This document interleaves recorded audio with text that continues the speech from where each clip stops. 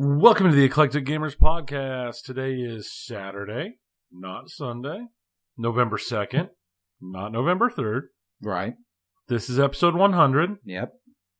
And, Dennis, it's been a pleasure. Yes, can we stop now? Can we finally retire? Sure, if you want. Well, no, we made it. Whoever would have thought... I don't know. It wasn't that hard. It wasn't that hard to do it. We just record every other week. Yeah.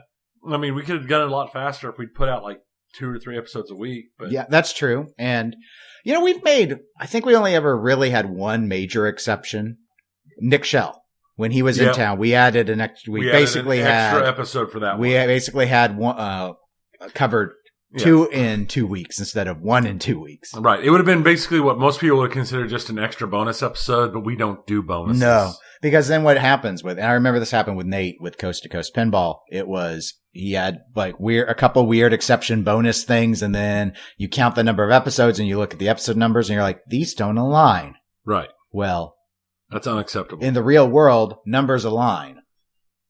You know, there's a reconciliation that must happen. It must be done. What happens in your job if the numbers don't align, Tony? Good things? Oh, my numbers never match. Is that good? It's expected. It's expected. Yeah. Well, I guess maybe we should expect this of our brethren podcast and our sister-in. If I bring 1 million gallons of water into the plant, I'm not gonna put out exactly 1 million gallons of water out the other side because there's evaporation and there's all sorts of yes, but the numbers know about. They're close. They know about those things. They're in the realm. The only numbers I need to be exact are the ones that are state mandated. Yes. They like to say what to do for the health and safety of all Kansans. For the health and safety of all Kansans and everyone downstream of us. Yes, and everyone downstream. Very, very kind of you to be considerate to them in particular. Because if it was just like Mississippi downstream, we'd probably dial that stuff back some. Oh, just a little bit. Just a little bit. Yeah. But since there's other people that we actually like, yes. No offense to people. Shout out to all our listeners from Mississippi who are no longer our listeners. Anyway, so yes, welcome everyone to episode 100. We're not doing a lot of special stuff for the episode. We didn't really get any questions in that I saw. Of course, I didn't ask on air. I kind of threw it out on Facebook a couple days later. And so what I do have is we're going to go through the regular segments like we normally would. And then we'll just kind of do an episode 100, just sort of discussion of the show, not analytic focused. We always go over the analytics. It usually takes like 10 minutes that we do in January every year. So we're not going to talk about that, but we'll talk about some of the highlights and lowlights of what we think in terms of having done this for so long now. In terms of introduction, not a lot to really report at this time. I had to buy a new water heater yesterday. I saw that post. Yeah, I went and was working from home, so I was doing laundry while I was in between my meetings. And you were on break? I was on break. And I saw that the water heater was leaking underneath, not at the connections. So it's like, okay, well, it was the one that came with the house. So, okay, well, we're well past. That was a 5-year warranted water heater. I've had it for 17. So let's not complain too much. So I went and got that, and I was surprised it was going to be same day, but I apparently called them early, and I just called Home Depot and said, let's arrange for an install. Yeah. So there are some things that need to be brought up to code anyway with it, because they probably did it themselves when they put it in. So did you go tankless or did you stay with the tank? No, I did stay with the tank. I thought about tankless, but I went, and now they have self-cleaning tanks. I didn't realize that was a thing. I didn't either. Well, I didn't realize I was really supposed to be cleaning the last tank anyway. So, because I never really knew anything about water heaters. Now they have some where there's like a stick in the bottom that I guess just spins and it keeps the sediment churning so that when you have the hot water on, it just comes out as harder water and basically just gets the sediment out through the pipes instead of letting it sit in the bottom. You know what that sounds like to me? What? Something else to break. Yeah, that's what that sounds like to me. But 9-year warranty on the ones with the self-cleaning. And so anyway, you're right. It'll probably all break and I'll hate it. but that's just life. So there's that. I actually, just before going on air, we went on a little bit later than we were planning to, and that was you put it on air, like we're actually going, like we're live streaming. We basically are, but just pre-recorded. And pre-recorded live it's still stream. the same amount of work. Almost. Pre-recorded before a live bowl of candy from Halloween. The temperatures kept. I still had like 15 trick-or-treaters, but I usually get more like 20. 20 to low 20s. So, anyway. Well, maybe you gave out full-size candy bars. Maybe. I gave them here's the thing. I lowered the bowl. I need to hold it up high. Because I'm like giving people, I usually buy like $100 worth of candy. I give handfuls out. One of the kids who came by, I remember, he was a skeleton. That's all I remember. I did that and he goes, "That's what I'm talking about." I'm like, you see, that's what they want. That's what they want. They want the candy. They do. Now it's like all M&Ms. So it's win-win because I don't want the M&Ms because I'm not going to eat them. So then they feel like they got a reward. Not even peanut M&Ms? I mean, I make exceptions, but normally no. I would rather have. That's why the dots are in there now because I poured the dots into the candy bowl after I turned off the porch light. Oh. So anyway, and I still have one bag unopened. So otherwise. Of dots. No, it's a mixed chocolate one. I couldn't get the dots in the bowl if I poured the other bag in as well. The other bag's got like Snickers and stuff. So let's talk about your diabetes. Yeah, no, let's not talk about that. Let's not talk about diabetes. So anyway, the water heater was that, and then the Silver Slugger I just sold. So they don't know when they can come pick it up, but they wanted to pay friends and family PayPal so that I take the ads down. So I was like, okay, we'll do that. Did you take the ads down? I did. That's what I was doing. That's why we're late now, because I had to go in the other room on my computer and try and remember where I had ads, because as time went by, I finally put it on Craigslist. I waited a month. Yeah. Because I wanted to give it to like a pinball person first, because there's less questions asked. Right. And so with this new sale, it was, okay, well, it's their first machine, so there are a lot of questions. So, which is fine. It's just, I crossed that bridge last. Yeah.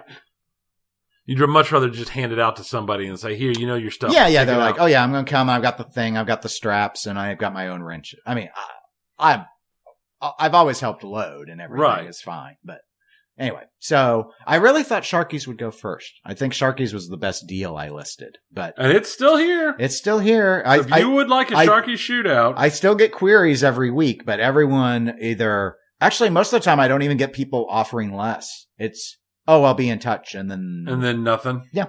So I assume they just changed their mind, or they lose my contact information. It's very sad. It's very sad out there. It's so sad. So with all of that said, I think we should go ahead and transition right into the pinball segment and get going. I've not been doing anything. Yes, you have.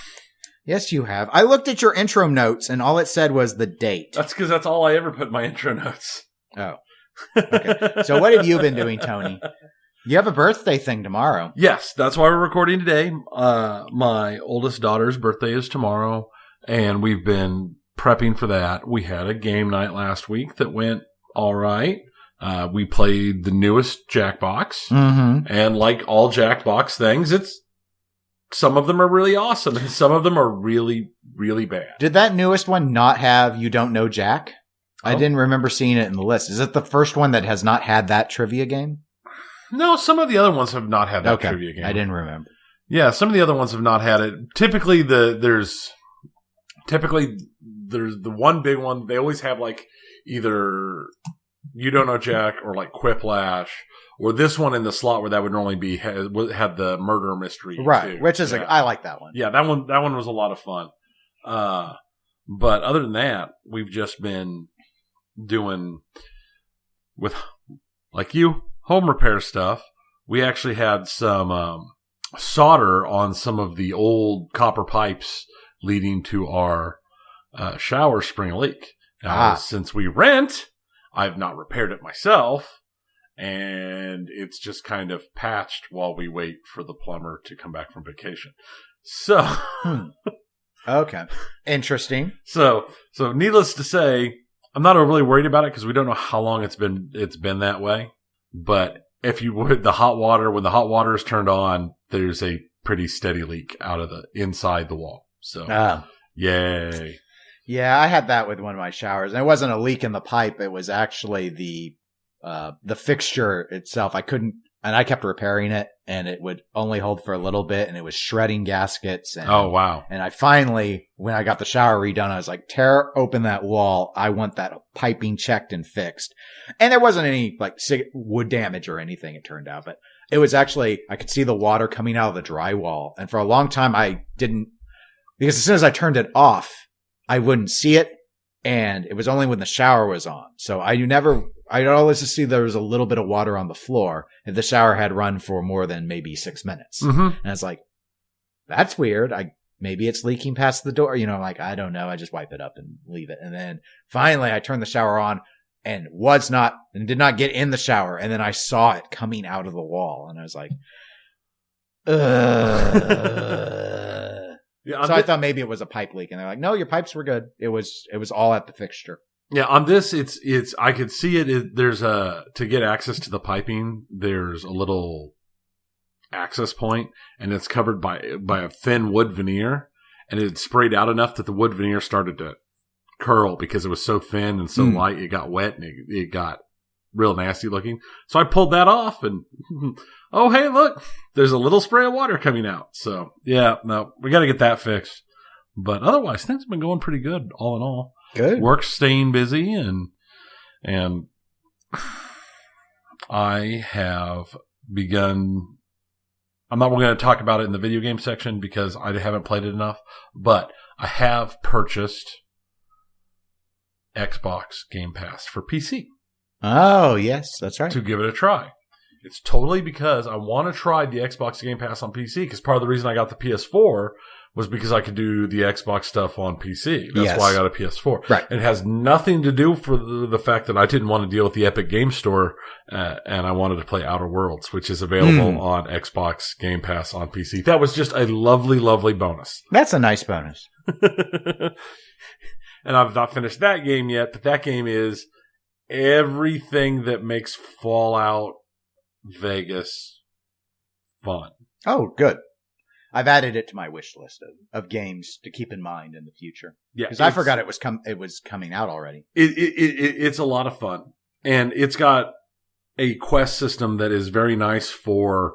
I would like to say it's really nice for working adults, because if you go away from it for the entire week, like I did, like when I came back, and the quest isn't just find Mr. Jacobs. It has a list of what you've done in the quest to now, like paragraphs, explaining what you've done in the quest to now and what you need to do and why you're doing it, which is awesome. Nice. So, other than that, we can move on now. Okay. Well, I guess now we'll go to pinball, if we still have anyone left from our water pipe discussion. Water pipes. So speaking of water, I need to wash away a prior statement regarding Celts, which we talked about last week, a little bit afterward, or 2 weeks ago, excuse me. Yes. We talked about it based off of what we saw at Expo. I couldn't remember the pricing, and I said I thought it was around $6,000. That is not accurate. And actually, Rorden, who we've both met from Australia at TPF, he wrote to me and said the price is $5,250. So at $5,250, Tony, do you think Americans will buy this game? As you may recall, it's that single level. It had the scoop in the middle with the Silverball Mania horseshoe around it. It also had a scoop in the upper right where there was I believe a full-sized flipper on the left that could access that, and some stand-ups. And it was very purple. I think it'll sell. I don't think it's going to sell Guardians of the Galaxy level sales. I don't think anything crazy like that, but I think it'll sell good enough, especially at that price point, to let them move forward with a game too. Okay. So, does that mean you think it will sell more than Suncoast sold Cosmic Carnivals? Yes. Okay. Do you know how many Cosmic Carnivals sold? No. I don't either. It was under 100 though. Yeah. I think it was maybe 70-ish. As long as the gameplay on this is good at this price point. Well, it is less than a Stern Pro. At this price point, and as long as the gameplay, when you actually get into playing it, is good, I'm going to pull this out just out of thin air, $400 to $500 probably at least. Really? Wow. I would not just. I mean, total. Okay. I believe I read with an interview with the creator that he indicated he would be thrilled if they were able to sell $250. I think they can get that without I don't think that'll... the price point, I think, will make it... As long as the gameplay The price point is excellent. And yeah, obviously, we still don't fully know on the gameplay. I know some people, it sounds like, have been impressed with the description of what the intent is with the code. I will say, I don't think this game sells 100. Really? Yes. And I would be impressed if it sold 150. I think the price is good, but I think the problem that Celts faces is there's so much competition at price points that are around it. So that's a valid point. It's got an advantage in that this is less than a Stern Pro. But what's a Stern Pro to your door now? I don't know. We need to call Zach with flipping out. But I think for the average consumer who's not buying lots of games all the time, isn't an operator, has a deal, $5,600 to $5,700 to your door. So basically $500 more than Celts gets you a Stern Pro. All right.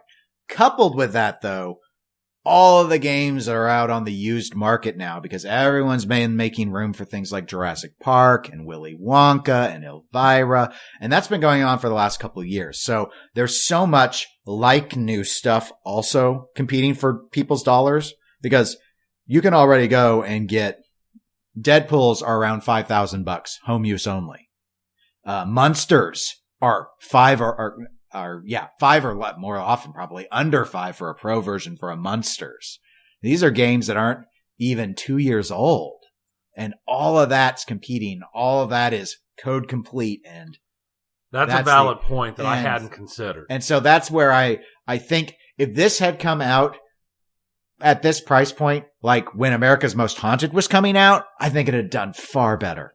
But now there's so many games that are seen as good. Look at how many of all the games that are coming out from Jersey Jack and Stern that within 2 months end up in the top 20 on Pinside now. It used to be the top 20 was all Bally Williams and nothing could break through. And that's finally changing, as it should, because the development and advancement that we've seen in the hobby, it's better than it was in the 90s. And nostalgia just held the wall on that for so long. But you can only delude yourself so much into thinking that Monster Bash is better than everything that's been coming out.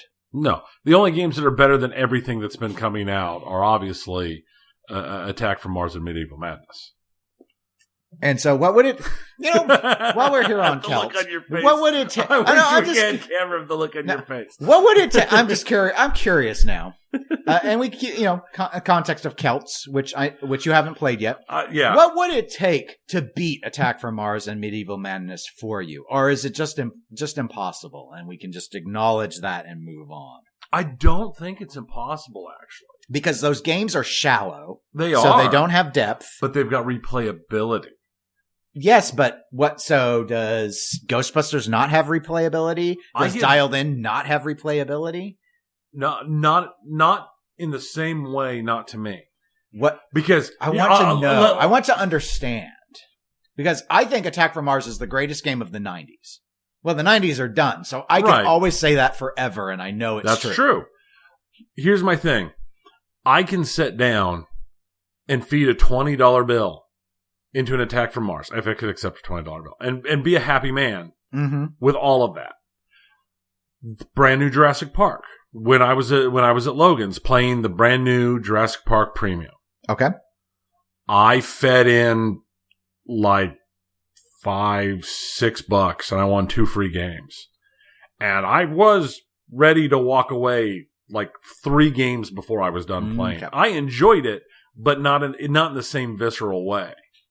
And do you know what element of Attack from Mars and Medieval Madness is providing the replayability? I think it's a combination of the humor, the shots, the call-outs. I just think it all blends together in just the perfect way that I can enjoy it more. So maybe the next Brian Eddy game will displace them. Completely possible. And become the new number one. It could very well be. Or not. And it could just be that I'm a fanboy. I mean, that's also a valid possibility. Maybe. But I mean, of all the games we've played, and there's games out there with good call-outs, but at the same time, their call-outs don't hit me the same way the call-outs for Medieval Madness and Attack from Mars. Right. Well. And the humor and the play, I don't know. I'm also crazy. There's less humor. There's less humor now, I would argue, but I mean, So Deadpool went the humor route with its call outs. And I can feed large amounts of money into a Deadpool and be a happy man. But not Medieval Madness amounts. No. I mean, that's the thing is, I have spent on the Pinball Arcade 4 and 5 hours straight only playing Medieval or Attack from Mars. Okay. I fed, one day when I was off work, when Attack from Mars was still at Pizza West, I went up and I was there for an hour and I didn't play any game except for Attack from Mars. And I put thousands of games on Attack from Mars. But I didn't have any interest in anything else. Okay. So Celts is probably not going to be the replacement for you for Attack from Mars. Probably not. Probably not. And actually, based on I think you're probably closer to right on the sales numbers than I am. Because I wasn't thinking about the used market. I was only thinking about new, and I was thinking just MSRP. I wasn't thinking the real price. Well, and I think the 5250 will be the real price for Celts. I mean, everybody else. Oh, well, Stern's the only one that sells under MSRP to my knowledge. Right. And everybody else is like $10,000. Yeah. So and what's been happening is it's getting easier and easier on Stern because the actual price has been moving closer and closer. They haven't been adjusting up the MSRP. Right. They've been adjusting up the actual. And so in reality, we're getting close to hitting that spot where we'll finally move on and have it equal. I think. I think that's their intent. Have it be truth. Yeah, I think so. Which, for comparative purposes, makes life a little easier. It is a bit annoying to have to go in and say, "Oh yeah, I've got I got to remember to take $300 off of a premium, right? To know it's real. Thing." Okay, well that's the update on Celts. Next item is. There is a rumor, it's now seen as a fairly substantiated rumor, but still a rumor nonetheless, that Stern Pinball does have the rights to do Stranger Things as a pinball machine. It's what I've assumed. Do you think it's a good idea? I've not seen Stranger Things, so I'm just curious. Do you think Stranger Things, do you think Stranger Things would be a good theme for pinball? And do you think that after season 3 is the time that you release a Stranger Things pinball machine? I think that Stranger Things is absolutely a good theme for pinball. I think that they might have been, I like to say that I think that it might have been a better strike right after season 1 because season 2 and season 3 weren't as good as season 1 in my opinion. But the fandom has gotten exponentially larger after season 2 and season 3 than it was after season 1. Okay. Because it went from a little niche thing to a much more mainstream thing. So that might help the actual sell some. I think that I'm not a marketing guru. I think it would have been probably at its purest and its absolute best in my mind right after season 1. But I think the sheer spread of the fandom now is large enough that it could be made up for from all the new interest that came from the later seasons. Okay. Yeah, I had a discussion about this topic briefly with Zach Minnie on the This Week in Pinball podcast. And I was just kind of, because I knew you'd seen the show, so I was just kind of curious what I love the show. It's a very enjoyable show. It's one of my favorite shows that have come out in the last several years. Okay. Well, I guess we'll see, because most of the time it seems the Stern rumors come true. So yeah, it feels like. More often than not. Yes. So it's like the Stern rumors and the Jersey Jack rumors always seem to come true. Everything else, you never know. But, right. So speaking of not knowing, there's really not any other pinball news. So that's why I have those two fairly maybe esoteric things. They're kind of light. Kind of light. So I've put in a deep discussion. Not really, I don't call it a deep dive, but just sort of thought we should have a discussion about displays. I thought we can have a discussion. I don't think we've touched on displays before, but yeah. Celts has a standard display, and the display in the playfield, but it just got me thinking again. So a standard display. What is a standard display? An LCD display is what I mean.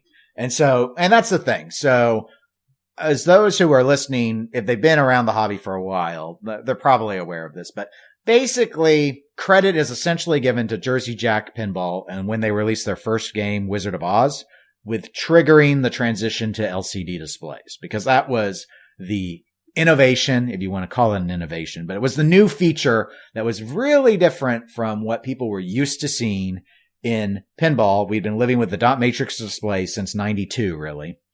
And other than the dot matrix displays shifting from plasma based to LED based, there wasn't really, from an artistic or visual standpoint, there wasn't really any improvement.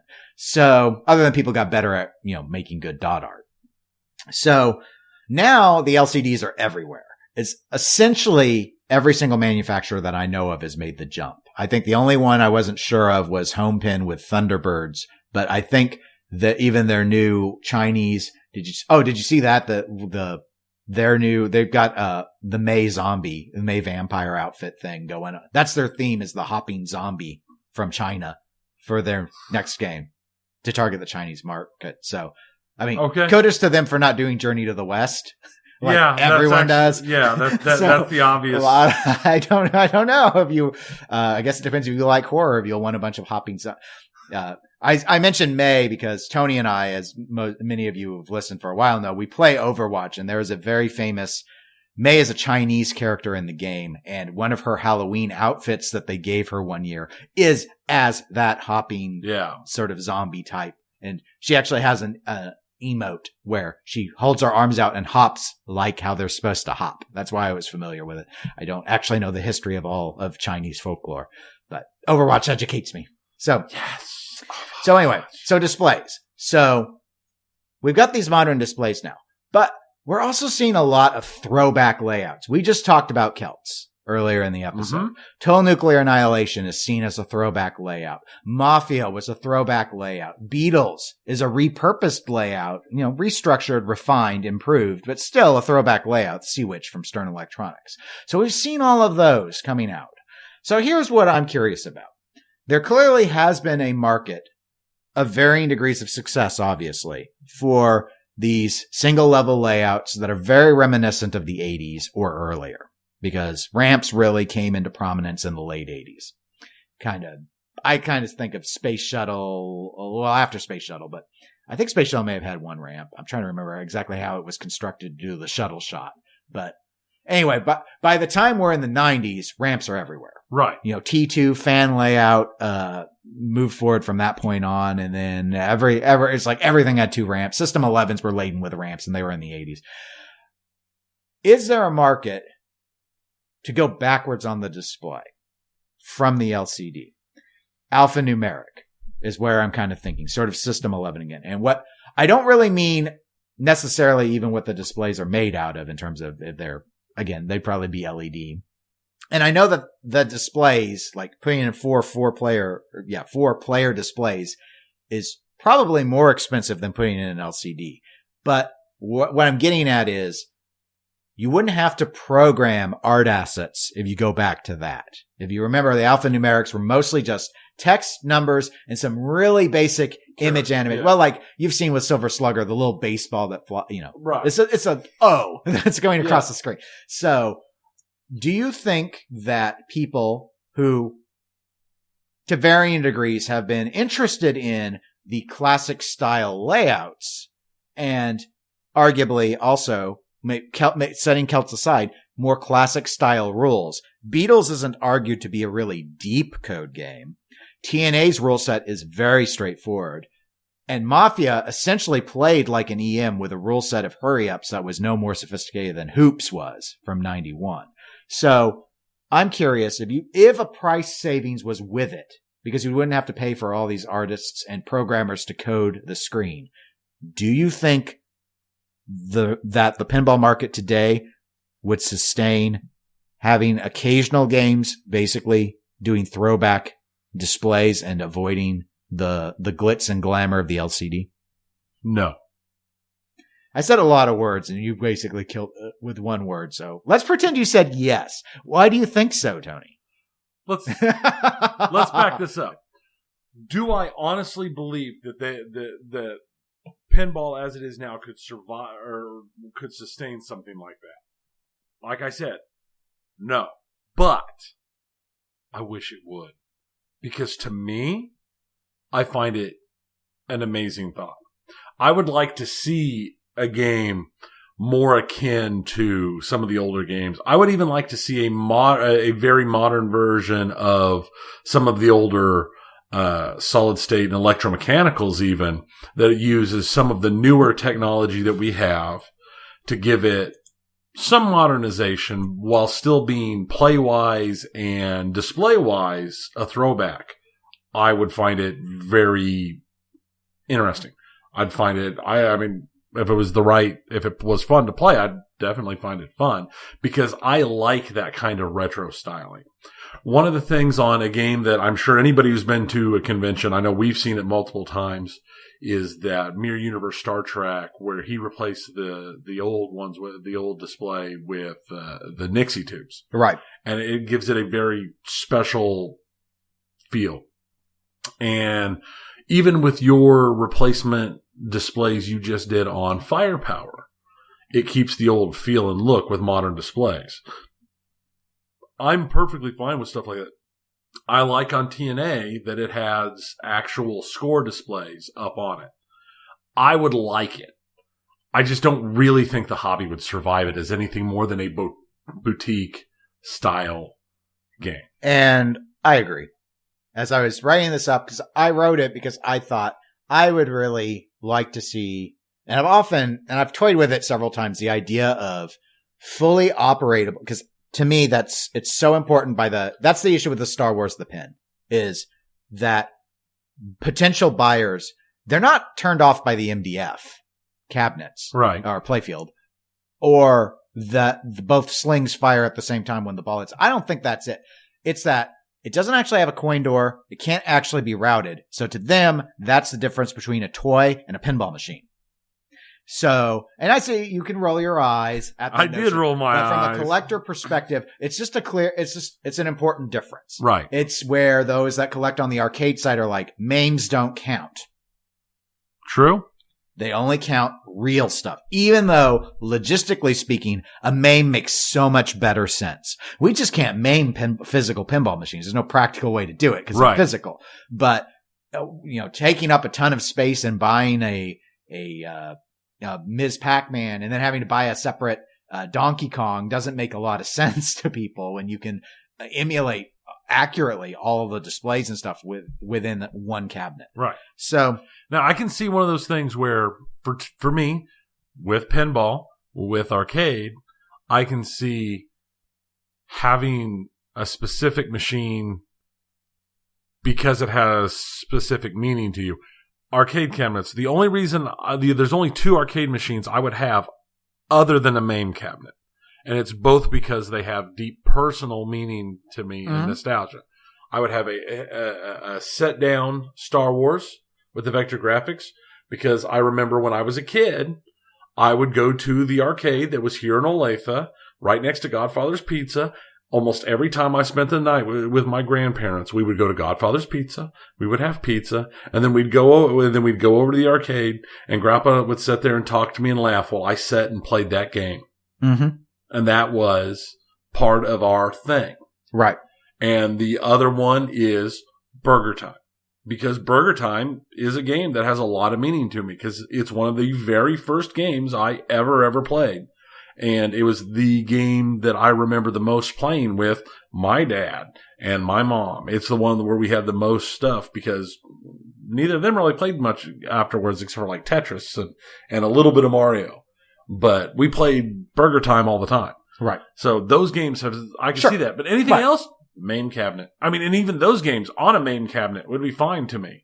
But I can see getting those because they have a specific special meaning. And people have that with all sorts of stuff. Right. Where they go back and they get their first motorcycle that they remember, and they get the car that their dad used to have, and then they go and they get the boat. I don't know. I've never been a boat person, but that happens with boats. I can tell. I can smell it. Yeah, I smell it. No, maybe so possibly. Maybe not. That falls under that all falls under the 3F rule. So. But so in this case, it's just, I was thinking about it because one of the things I've often wondered is about, the concern is the rising prices. And that's almost inevitable because costs go up over time. Right. Labor costs go up. A lot of the pieces may go up. Some things go down, like going to the LCD display would make sense for saving money. But, that's where I've often wondered, well, if you could save on the labor and go with shallower games, that would allow you to have fully operatable, by the collector's definition, real pinball machines at a lower price point, kind of like what Celts is trying to do. But what I can't ever get past is I think most collectors would say that it's just not impressive enough anymore. They don't want to, what if I got the real game version down to the 4,000 that the pin is going for, or did they go down to, I think it was about 4,000 for Star Wars, the pin. But it's like, then it's still the same thing, especially when you look at the used market. Yeah, but for less than $1,000 more, I can have Deadpool, and it will have a display, and it will have deep code, or I can have Munsters, and it'll have all these shots, and it'll be by this famous designer, and there'll be neat animation, the displays from the show, and that's better than an alphanumeric. So yeah, it's like, it's an interesting idea to me, but I agree with you. I just don't think, other than a handful of them, that any company could really move a lot of units like that. And that's why I think Stern doesn't go back and vault their Stern Electronics games. Because if you were to truly vault them, it would basically be doing those old displays with those old rules and those same old layouts. And it's hard for me to criticize it when I look at Beatles, and it's like, in every single way, it's better than Sea Witch. Mm-hmm. It's just better. It's better. What are you gonna argue? You might like the art on Sea Witch more? The sound was obnoxious, the scoring rules weren't as good, and the layout definitely was inferior. So I think in all of those ways, Beatles is superior, but at the same time, I think a non-Beatles theme, it would, for me personally, have been more interesting. Sure, but they can do that by re-releasing a retheming Beatles. That's the solution there. Is here, you made Beatles. It's way better than Sea Witch. Now just retheme it as Sea Witch 2.0 and give it a new art package. Let's not get into that 2.0, 3.0 stuff. 2.0. That's got some bad juju on it coming from the Bride of Pinbot 2.0 and all that stuff. Hey, people love Bride of Pinbot 2.0. It was 3.0 where the line was getting crossed. Too far. That was a step too far. Oh, God, where they thought, hey, let's change Python's art. Well, that was the one thing people liked about Bride of Pinbot, because it's not a very good game. So, right. So it's like... But no, I think there's a spot in pinball fandom for this type of throwback stuff, but it's always going to be a pure home-built machines, or maybe small boutique where they make 2 or 3 machine type things. Mm. It's going to be designed specifically for certain people. I don't think it's going to have the kind of mass marketable sellability that would be required to have one of the big guys. To even have somebody like Spooky make it. Right. No, I think in terms of a savings, and most of the savings would have to be on development side is where I'm thinking, labor side, and how much that would translate into the game is an enigma to me. But if pinball continues to grow and the operator side of things is viable enough that you wanted a game that could be shallow because you were only targeting it to operators and not home collectors, there may be potential there for doing something that's like, this is as deep as a 90s game, but it's not what we do now with this intensive code team. And a little more simplified, like it's going to do movie clips. We're definitely not doing custom animation stuff. I could see that, but I don't think the market on the operator side is healthy enough to go that route. So I assume that's why they do not. But well, and then that's a thought is, could they actually do this cheaper than doing an LCD display at this point? Well, the display cost itself, I think for the LCD is cheaper than buying for LED, multi-segment displays and doing that, which is why I think most companies wouldn't bother from a hardware side. So you see, it's not on the BOM. It's on that when you put in LCD, people are expecting you to not just display player 1, player 2, player 3, player 4 scores on the display. They're expecting you to actually fill it with something that's interesting. Right. And you have to hire people to do that. Whereas you don't really have to hire people to do that to display numerics. That was where my thought was when I wrote it up, was coming from. Because, I mean, look at the LCD display on Total Nuclear Annihilation. You could get rid of that. From a gameplay perspective, it doesn't really show you very much. Right. It's actually, my understanding is it's supposed to be what that LCD is showing you. That's supposed to be what Scarlett sees on her wristband in the art. That's her display to show you what she was looking at. But it's got the score displays separate, so you don't really need, I mean, from a streaming standpoint, I actually like the LCD because it's easier, it's more legible to read the score on the LCD than those white displays wash out so bad on the, it's just something I have to, the cameras get finicky with. But outside of that, it's like, I remember because when I first heard it was going into production, I wondered, would they get rid of the LCDs versus the white wood because just to say where they could, I thought they could to save money if that was the goal. But, Spooky's price was still within where they were on other stuff, even with all the displays. So who knows? Okay, well, that was it for pinball. So I know we have some stuff to talk about on video games. We do have some stuff to talk about on video games.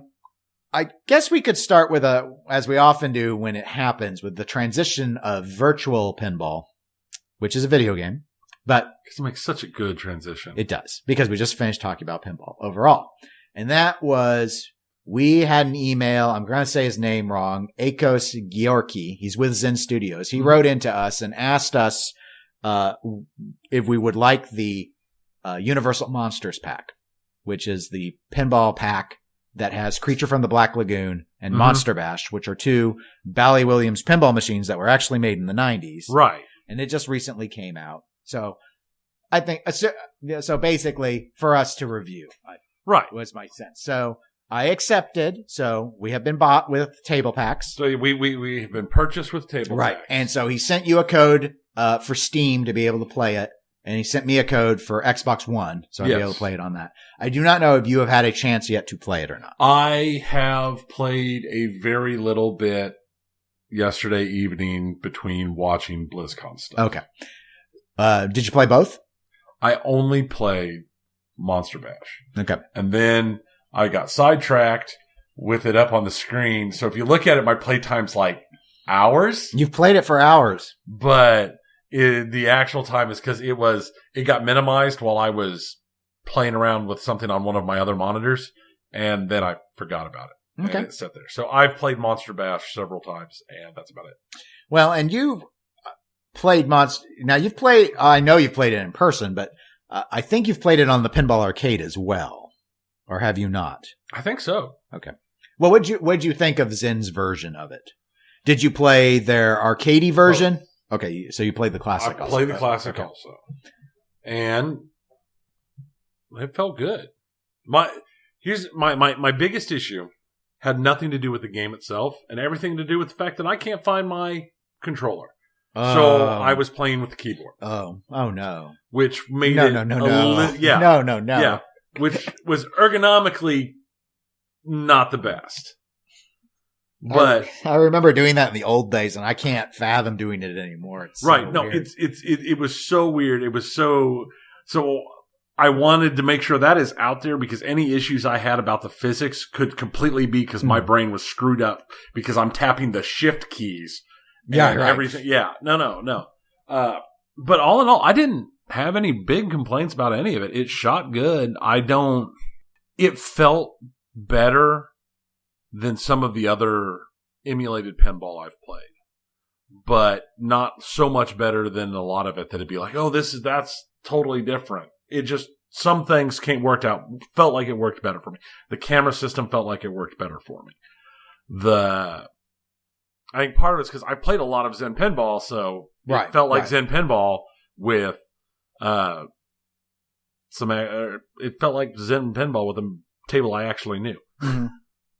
Yeah, that was, I played both, I did a little bit this morning. I did a good chunk of last night, and I also played it one other night. I did both games. I put most of the time in on Creature, actually. I did try the classic modes with both, but I spent most of the time in the arcade versions. Mm-hmm. The classic modes, the physics did feel, the games felt more brutal. because I think the physics felt more like actual physics. Right. I'd need more time to know for sure. I've heard some people, I don't know if the classic mode sets all the physics as quote unquote real as possible or not, because I've seen people discussing on Pinside, for example, how to go in and further refine it. But like you don't get the ball trail and stuff when you're in the classic mode. It's very clean. Yeah. And it felt really, really responsive. Pinball Arcade, I mostly play Pinball Arcade on PC. I have it for Xbox, but I mostly play it on PC. This felt better than that. Yes. I can say that. Like, even the arcade version felt better to me. And I like the physics okay with Pinball Arcade. It's not awful, but it's just, the age shows versus what this was like. Now, I did spend most of the time with the arcade mode, and I was really working on Creature because I was trying to get my achievement. And I didn't get it. Because you are an achievement hound. I try not to be anymore, but sometimes I'm like, no, I need to do that to prove that I'm awesome. And I still haven't gotten either one. Like, I thought, like, the achievement for the Monster Bash one, I thought was to get 2 Monsters of Rock, which I thought I did, but I didn't get the achievement. See, I didn't even look at the achievements. You gotta look so you know. I know I haven't done the I thought I almost had the Creature one. Yeah, you gotta go into multi-ball, find the girl, and get the jackpot. And I don't think I got the jackpot. I got in the multi because I'm getting my butt kicked in the multi-ball itself. Now, it's really not what I do like is when you're in the arcade mode on the controller, you can just go and you can just hit on an Xbox controller, it's the B button. Just hit the B button, and you can either turn on and off. It's just a toggle of the extra effects. So if like things are too busy and it's confusing you or you don't like it, at certain points you can turn it off. Yeah. And you just hit the button again and it'll just repopulate it with all the, like the animation of the creature swimming around in the hologram. It's really cool looking. But like when I'm up in the top lanes trying to spell paid and there's the pop bumpers and I'm trying to get the feeds and lane change, it's harder for me to see when they're putting they put coins floating up above it, to signify that you're getting paid or you're completing paid. So I like to turn that off when I'm trying to get my lane change right. So I can just tap the button. I don't have to play one way or the other. I can just alternate. Which is a very nice feature. Which is nice. One of the things I'm doing different, historically when I play virtual pinball, I've always gone with a locked, zoomed out view. Yeah. Where the ball is very, very small, but I can see everything. I've been trying to transition into playing more where I can see the ball closer and let it pan and not get like motion sick. So and that's view 7 is the one I've been using, for these. So it's like when I'm in the lower third, it's steady. But then if I go up top, it goes up. And I've been doing all right. I played with locked view. And so I unlocked and I liked how I felt like I was making my shots better because things weren't so zoomed out, which was helpful. However, on Creature, I do have a complaint about that. And that was when I'm on view 7, the way Creature of the Black Lagoon works for those who have not played the game is you have to collect these letters in film and then you lock a ball and you have there's no auto plunge on Creature. So you lock a ball either in the kiss shot on the far left or the slide shot on the far right. And then a ball's put in the plunger lane and you can plunge it. You can plunge into the top lanes or you can plunge full around and it comes out the left orbit. With that, at least that view mode, I didn't test a bunch of, I ultimately started doing this I'd go and then there's another button. You can push your, X button and you can change your views at will. So I had to start doing that because on view 7, when I plunge, especially if I plunge in the top lanes, which I like to do in multi-ball because it buys me time, the ball is released for the ball I locked and it's not panned down to the flipper where that ball goes. So I'm stuck looking up top and I am having to flip blind. I'm not allowed to see my ball. Once a little bit of time passes, it then seems to realize this and then always make sure that I'm able to see the flippers or where with the ball. But before then, at the start of that multi-ball, it doesn't. So it's either, if I keep it in that view mode, I had to either full plunge just so I can get the camera back around in time before the ball's released. Because if it's the kiss shot, it's going to release right at that right flipper. Correct. The slide shot goes around and buys a little more time, but I typically lock and kiss because it's an easier lock. Or I have to zoom back out ahead of time before I do the plunge. So that's a problem. because I shouldn't have to change the view to save the ball. You would think it would just automatically jump to the right spot. And it's only at the start of the multi-ball.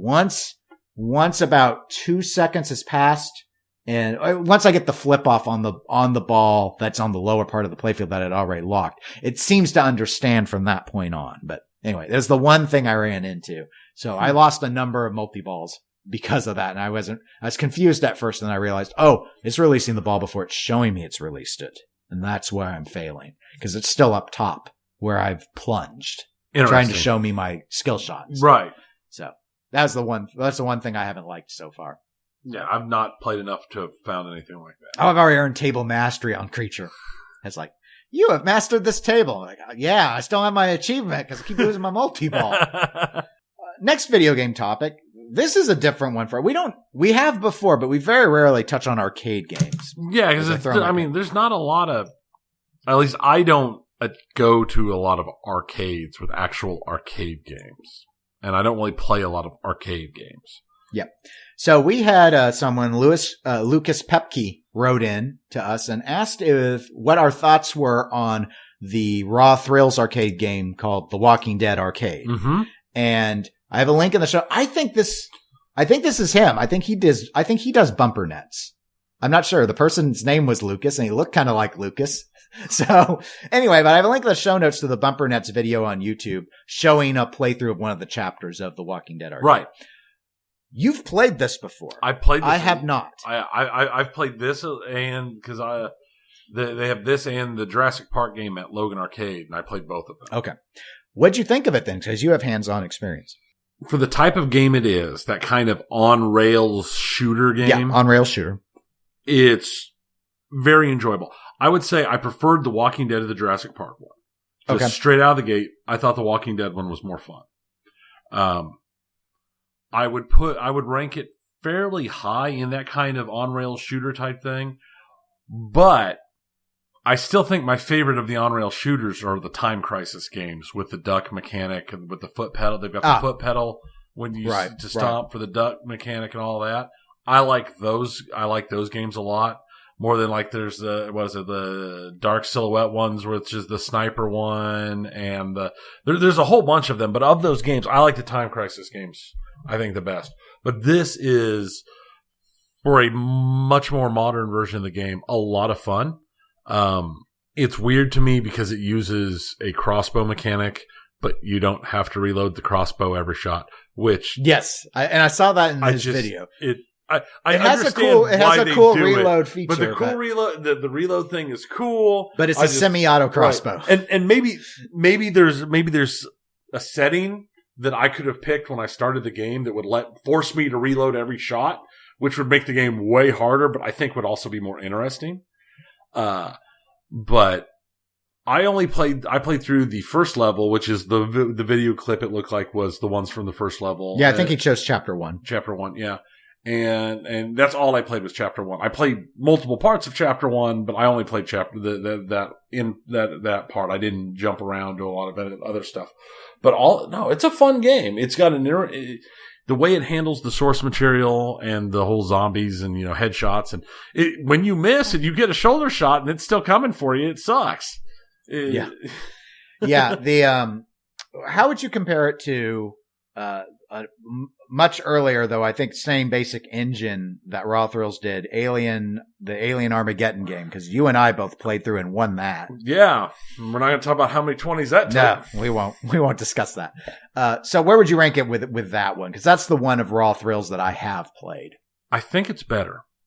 That was my vibe from the video. What I saw in the video, because as I noted, I have not played the game myself. What I liked about it was granted, you don't have to do it every shot, but the crossbow reload mechanic was cool. It was cool. It was a clever toy. But what I liked was in that chapter going through, there were a lot of other with Alien. I just remember most of the time it was just basically, what a lot of light gun games are. Lots of swarms of enemies and you're just trying to hit them all. Right. There were a lot of segments in this where you had to not hit the survivor and try and save them from the walker, which was nice. You had to go for headshots, which was different than what the aliens required you to do. You had a lot of instances where you were in the dark. And so more atmospheric, where it's like, oh, a lot of sort of the rapid turns, jump scare-esque. Oh, look, now all of a sudden something's on you because there's zombies and they're just coming up on you.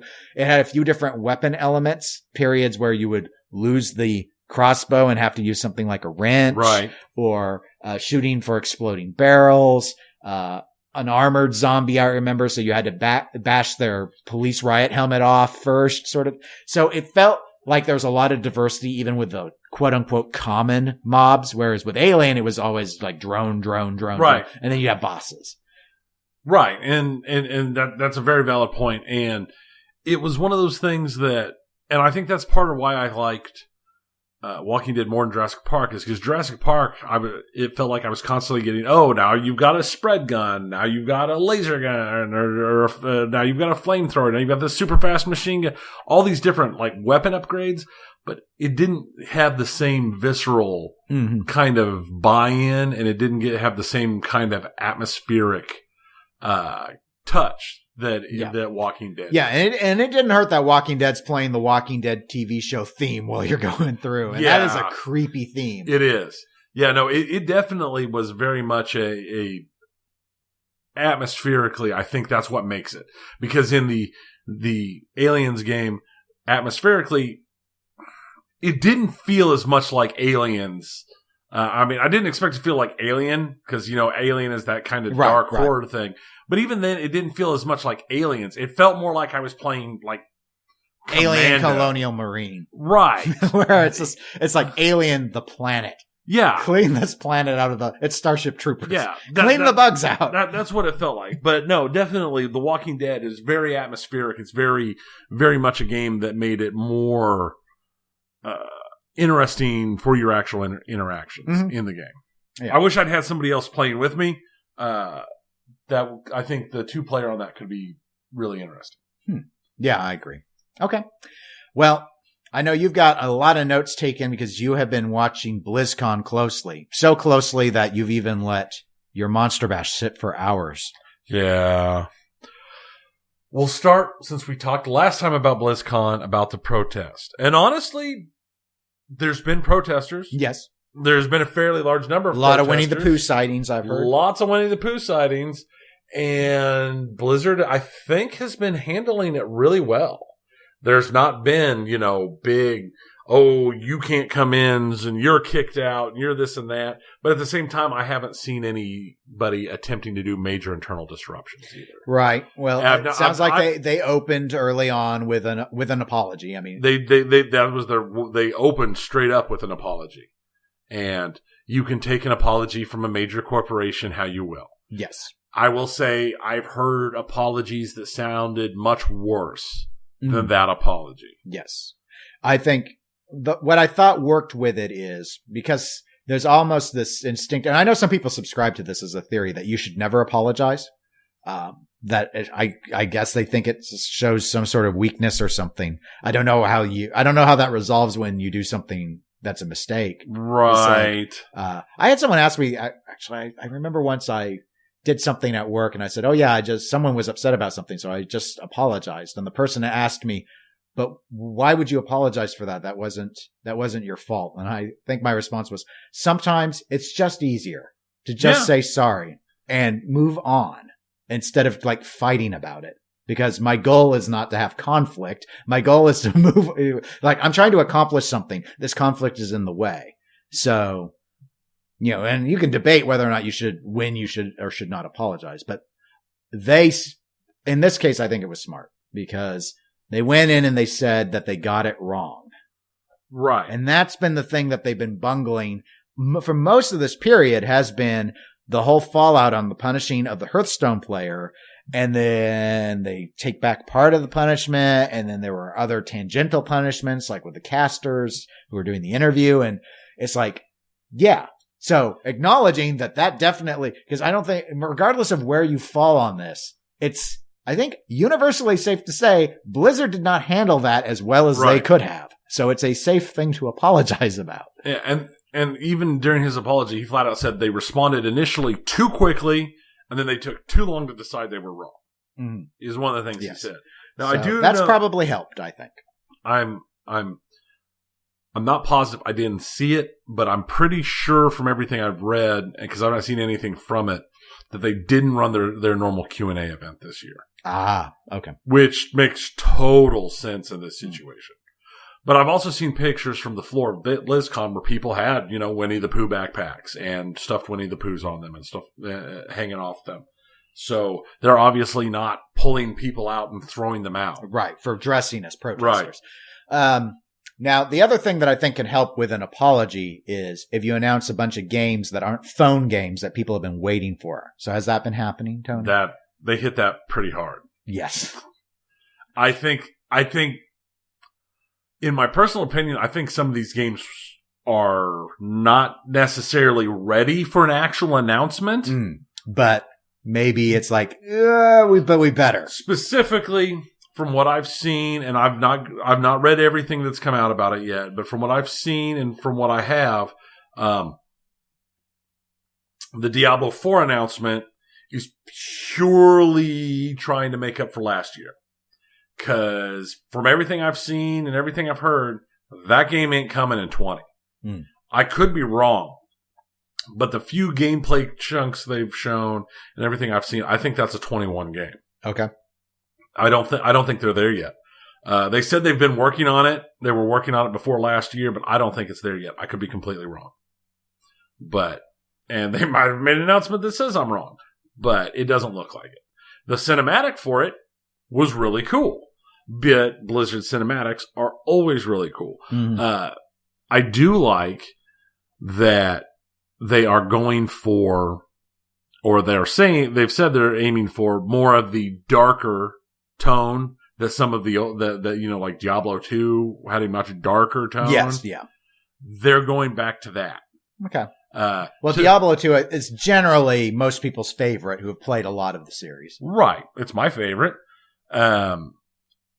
But I think that's good. They're much more of they're with taking Diablo back to its roots of very occult, lots more gore, less of the. They're getting away from what Diablo 3 was. Okay. It basically sounds like they're going for the kind of story beats from Diablo 2 with the refined combat system that was in Diablo 3. Diablo 3's combat system was very good. Yes. It's had a lot of praise. Everything else, it wasn't as good. But the actual combat system's great. So if they can combine that with the more interesting stuff that was available in, the first Diablo and Diablo 2, that's a good thing. Yes. So we'll see where that comes out. They also announced a new Hearthstone expansion, and Hearthstone has expansions all the time. Yeah, I put that on my phone a couple months ago and played it for a couple weeks, and then I was kind of like, I felt it was it's sort of grindy in a way. It is. That I was like, I don't want to invest the time, so I uninstalled it. I played it the same way. I played it for a while, and it's like, I don't want to spend this kind of money on it. It's like, I got to do all this stuff for dailies if I don't want to spend money, and it's it's a lot. It's a lot. It was more than I was willing to do myself. They announced a new expansion for World of Warcraft. Yep. And this is the 15-year anniversary of World of Warcraft. And with this new expansion, they are going to the afterlife. So, yay, zombies. Yeah. I played an undead. Yeah. So I was already in the afterlife when I played. Exactly. Do you prefer rotten fish or dead squirrel? Yes. I was more of an aquatic feeder. You had your odorant. So, but I think for you and me, the major announcement is Overwatch 2. Yes. And that might be why I've added in the show notes a link to the cinematic announcement and also the gameplay trailer. Yeah. For people to watch. Because you should watch it because you should play Overwatch. You should. Because Overwatch is great. Yes. Because Overwatch stands for and defends the oppressed. That's right. Including Winnie the Poohs. That's actually one of the protesters that I saw a picture of had a sign that said exactly that. Overwatch stands for and defends the oppressed. Will you, Blizzard? Oh. So, hey, well, to their credit, May's in their cinematic. May features very heavily in the That's cinematic. Right. I think the first thing anyone who knows anything about Overwatch will notice is there has been an art change. Yes. I like it. Yeah, I don't mind it. There's just little things. I know there's a lot of it's online and it's art, so there's going to be a lot of that's fine. People are going to. It's subjective, so people. Yeah, it's very subjective. I think it's fine. Some of the stuff I've seen people throw out there is kind of nitpicky, and you also got to figure this. I don't know how finished the art is. They might still be making tweaks to the art. We'll see. But the big important thing, and what is really weird, is this is officially Overwatch 2.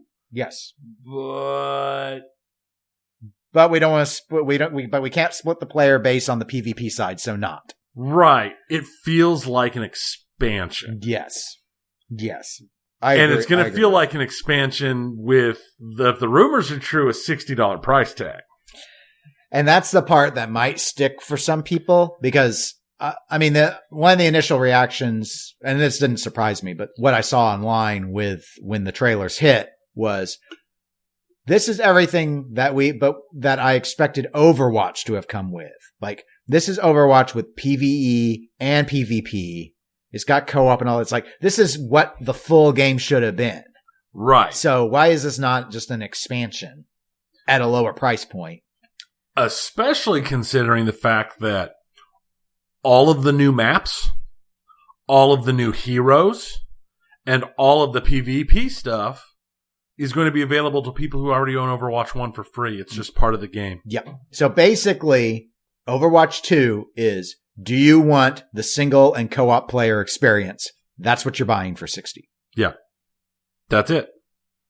From everything I've seen, it's going to be an eventual shift to the point where the client is just the Overwatch 2 client, even for Overwatch 1 players. They just won't have access to the PvE content. Right. But they'll have and for them not wanting to split the player base, for them not wanting to pull the Halo mistakes where they released map packs, so they split their player base. Yeah, those were big mistakes. And not wanting to, do the Call of Duty things where they release new games and split their player base. From that side of things, this is a wonderful idea. Yeah, other than the cost, which we don't know for sure yet. And we don't know yet. Other than that aspect of it, it's reasonable. It's been years since Overwatch came out. Mm-hmm. You've built an esport around it, so you definitely can't afford to be severing your player base apart. Because people like me that would be inclined to get Overwatch 2, it would be very difficult for me to want to put Overwatch 1 back in.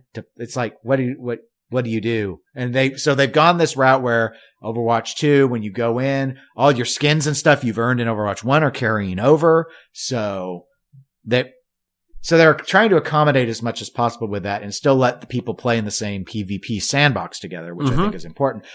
And I think where the pricing may be able to get away with it is, unlike if this was, let's say Call of Duty came out and it was just the single player experience, an 8 to 10 to generously 12-hour campaign. They are really emphasizing that this co-op stuff in particular is designed to be highly replayable. This clearly has RPG elements to it because you're leveling up and unlocking features for the characters. So they're going a route where this should be more than 10 hours of non-PvP play. Right. And for the PvE, they did a big push at the exact time the announcement started. They paid for streamers, popular Overwatch streamers, to immediately go into the game and start playing on their stage build, the PvE, and then segue into PvP. And it was Seagull, Fran, XQC, Toxic. and Stylosa, I think. I don't know him. Fran and Seagull, very fan. I know XQC too. I used to follow his channel, but he's so toxic. I had to stop. Yeah, no, I follow Fran and Seagull. Seagull's probably the Overwatch player. Yeah, everyone likes Seagull. Yeah, Seagull's, I think, the Overwatch person I watch the most, other than if I can catch certain actual league players when they're playing. Right, which they're sporadic. They're so sporadic, but I think I watch. Seagull's probably the Overwatch player I watch the most. But they played through multiple rounds of the PvE. It was just one map. They only had 4 character choices to play in. Their choices were May, Reinhardt, Lucio, and Tracer. So, and it was co-op, so they played through like that. And what was interesting to me is there were item drops where they got items that they could pick up, and the items had, green, they had commons and uncommons and rares and legendaries. Standard loot scheme. Standard loot scheming. And the game had the regular mode, which is how they played through it originally, and it was pretty good. And it looked like a lot of fun, and it didn't look like it was too hard. And then they put it on expert mode, and they wiped like instantly. Yeah. There are co-op events that Blizzard does around holiday, Junkenstein's Revenge was the one that was still technically probably running until Tuesday or so. And if you kick that up from normal, holy crap, does it get hard really fast. Mm-hmm. It's like, for farming arcade crates, I love normal because it's basically a guaranteed loot. I can go through and win 9 games in 90 minutes or something and be done for the week. And it's like, easy. Done. Hands are washed of it. But then it'll be like, there'll be an achievement. And I'll be like, oh, well, let's try doing this. And it's like, why did I think I could do, why did I think I was a pro? What happened to me? So, the games look fun. It had fun story elements throughout. Specifically because I was watching Siegel. Siegel played most of the rounds as Lucio. And because they were starting as level 1 characters, they only had the level 1 options. Well, Siegel as Lucio had 2 options. He could choose one of them as a level 1 character. One of the options let his boop heal 25% of a friendly player's health if he booped them. Oh, wow. They didn't go flying. They just got healed. Got a boop health. They just got boop health. So now Lucio could do his passive healing and pocket somebody. Mm. The other option he had to choose from was whenever he amped it up, they would get speed and healing. Oh. But there were even more bonuses because he's playing on the missions. When you're playing on the missions, there's changes to your character's normal abilities. When you're playing in the mission, your healing range was larger than it is in PvP. Also, your speed increase was an attack speed increase as well. Oh, so he shot fast. Everyone could shoot faster. And Reinhardt swung for the fences like you would not believe. And then later on, he played some May. And May's first 2 choices, the first one was when you drop into Ice Block, when you come out of Ice Block, it sends out a wave that freezes all the enemies around you. Wow. The other option was when you kill somebody who you've frozen, they shatter and it does AoE damage. Shards. Ouch. And both of them were really cool. And the story beats were fun. And I can see where it could have a lot of replayability. So I think the price is going to be the big push. Yeah. Well, we'll see. I haven't heard when it's coming out. Oh, so. Right. There's that. The other thing is if you do upgrade, if you do go from Overwatch 1 to Overwatch 2, all of your cosmetics go with you. Yes. I did see about that. So you're not... So you don't have to refarm all your cool skins and stuff. Yeah, you get to keep all your cool skins. You get to keep all that stuff you've dumped actual money on. So... And that's part of the reason why that's smart. That part makes sense. Yeah. Now, when they did the PvP section, it showed off exclusively the new PvP style. The new PvP style or game mode is obviously an esport game mode. You said you haven't watched any of it, so I haven't seen it live. I saw the little segment in the gameplay trailer of Push, and my reaction, which you told me, don't worry, was that it looked like an escort mission to me, and that concerned me because everyone knows escort missions are the worst missions in any video game. It's not an escort mission. What it is there is a push bot. Whatever the fandom ends up calling it. Okay. I know Siegel's chat was calling him Peter Pusher. Okay. Because, they gotta be alliterative. But the push bot starts in the middle of the map, and it is like a payload map. Okay. So the teams start on either side, right? And they run towards the middle. Whichever team has players and have control of the push bot, he turns and walks towards the enemy side until he finds there's a big barricade. And he will push that barricade closer and closer and closer to the enemy's starting point. And then when you get pushed off, when your team gets wiped out and pushed off of him, he'll turn around and go with the other team to push the barricade towards your thing. But the barricades never come backwards. They just move closer and closer. And there are checkpoints. And when your barricade, when you escort him to the point where his barricade hits a checkpoint, it moves your spawn Closer. So it's closer. And then you keep pushing. So how is the winning decided? When the time expires, the team that has pushed their barricade the farthest wins. Or if you manage to push your barricade all the way to the final checkpoint, you instantly win. They had a match last less than 3 minutes. Okay. All right. So yeah, this is interesting. So it's sort of like, as you noted, it sounds sort of like the payload maps, except you play both defense and offense at the same time. And that's my question. And and my thought is that since this map is obviously designed for esports, which map type do you think is going to be massively reduced to put this into league play? 2CP. I think 2CP is gone. It's the most hated map style, and it takes forever. I think 2CP is completely gone with this. In fact, perhaps related, perhaps coincidence, but an interesting telling coincidence. I read yesterday that for season 19 of competitive, Blizzard has said it is a reduced map pool of 12 maps. Lunar Colony and Paris are both out, and they're both 2CP. For those that don't know, 2CP means 2 capture points. Right. One team plays offense. They have a set period of time to try and claim point A and then point B. If they get point A, they get more points. It keeps track of progress in thirds as checkpoints. And then the other team goes and does their offense against the defense. And then but if you get both within time, it goes on and there's another round and another round. I've seen it go as deep as 8 and 9, I believe, at the professional level of a number of points claimed. And each round only has 2 points. So, 3 or 4 iterations. Yeah, it's also, broadly speaking, most even casual players' least favorite map type. Yeah. I think all you're going to see left is going to be push and hybrid. I think it'll be the most commons.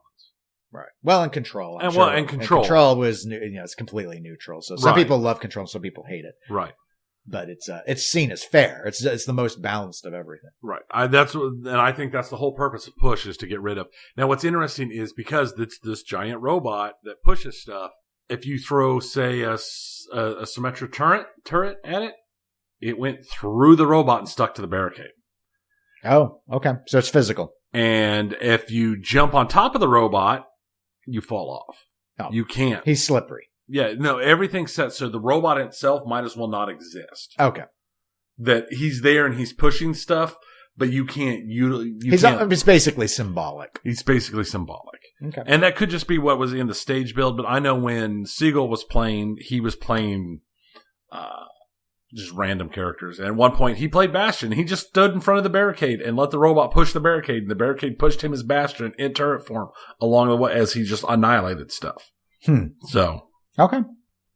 It'll be interesting to see how, especially for the heroes who have ults designed more around a more static.